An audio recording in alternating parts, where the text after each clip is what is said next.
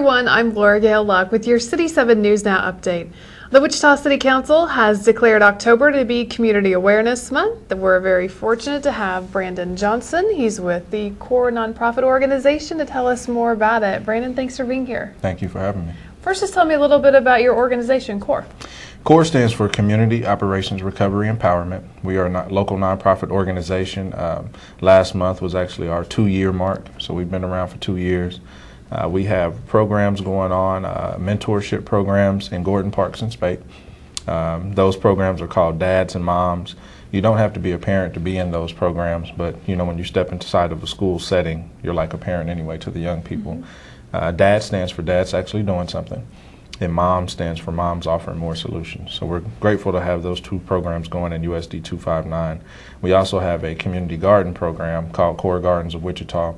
Our first one is dedicated to a gentleman named Robin Rounds, and it's on 1121 North Green. So we took a plot of land that was full of weeds and debris and grass as tall as I am, cut all that down, and we put in a community garden filled with raised beds, multi-level beds.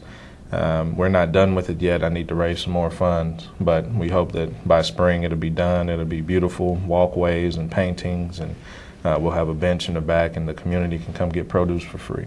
Sounds like you guys are doing lots of good work. Oh yeah, trying to. Okay, so tell us a little bit about Community Awareness Month. Community Awareness Month really is to re-engage the community. There was a phrase I was told about recently called reweaving the community, the fabric that is the community. And it's something that I feel and CORE feels that really needs to happen here in Wichita. We're all in this together. So Community Awareness Month is more about getting to know your neighbor, you know, doing something different. A lot of us don't know our neighbors. Fortunately, I've been in my neighborhood for almost 20 years, so I know everybody there. But a lot of people don't. So, you know, just kind of knocking on neighbors' doors, seeing how everyone's doing, engaging with the young people. It also will address some of the gang involvement issues that we've had recently in Wichita, whether it's the shooting and killing. That normally is a secondary piece. Joining the gang is the first piece that we need to discuss. So, in engaging our young people, you know, if you see them out and maybe you think they're doing something right or wrong, just, you know, say, hey, how are you doing? What's going on? What are you doing? And I think in that way, if we can begin to engage our young people and just everyone in general, we begin to reweave that fabric of community. So you're trying to take a proactive approach then to try and combat some of this gang violence? Right, right.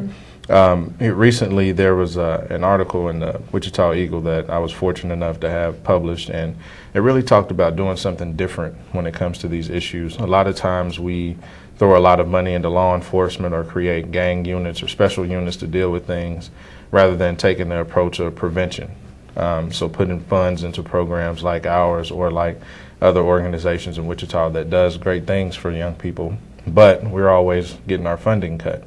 But together, if we could come up with something, I think that doing it differently rather than the law enforcement approach or the ordinance or law approach, the RICO law, if we really engage the youth and do something different, maybe things change. Because a lot of them feel like they're not cared about or engaged with, or you go into Northeast Wichita and a lot of them feel like folks don't care about them. So if we begin to rebuild that community, reweave that fabric, things change, I believe. Well, you mentioned a couple of things about talking to the young people, but what other things can people do to show that they do care about these young? Really, my biggest thing is mentoring. I had a mentor when I was 9 years old. His name is Tommy Benford. He's the co-founder of CORE. And from the time I was 9, I mean, he was on me. If I was doing good, he gave me praise. If I was doing bad, he was the first one to say something. And he always asked questions, you know, what are you doing? How's school going? How's football going? When's your next game?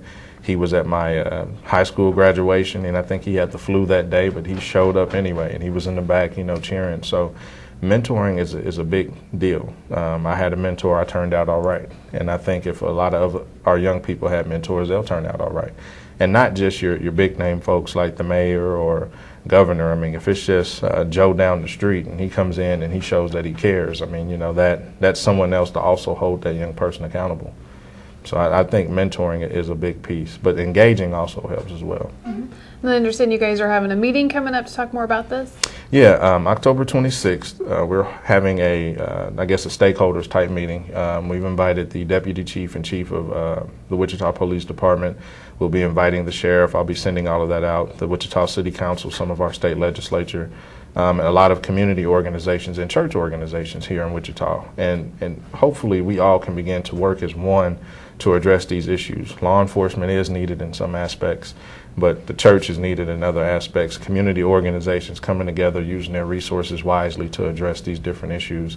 So hopefully in that meeting we can come up with something, continually meet, and then have a bigger community meeting where we get as many people who want in the community to show up, and then we all are actively or proactively addressing these issues. Because gang violence, I mean, there's so much to it, you know, whether it's jobs or education, it's a lot there. So if we can begin to address those other causes as a community, you know, maybe we have an impact. That's a good point.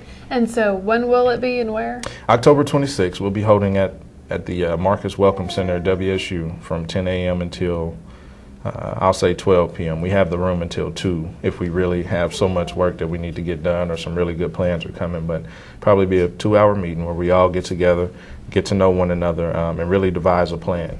Because if we don't do it together, it'll never work. You know, we don't know what each organization is doing, but if we can put all our resources together, and a resource can be time, it doesn't have to be money, and you know, volunteerism, then I think we achieve something. Good point. So if somebody wants to learn more about your organization or what you guys are doing, do you have a website or a phone number?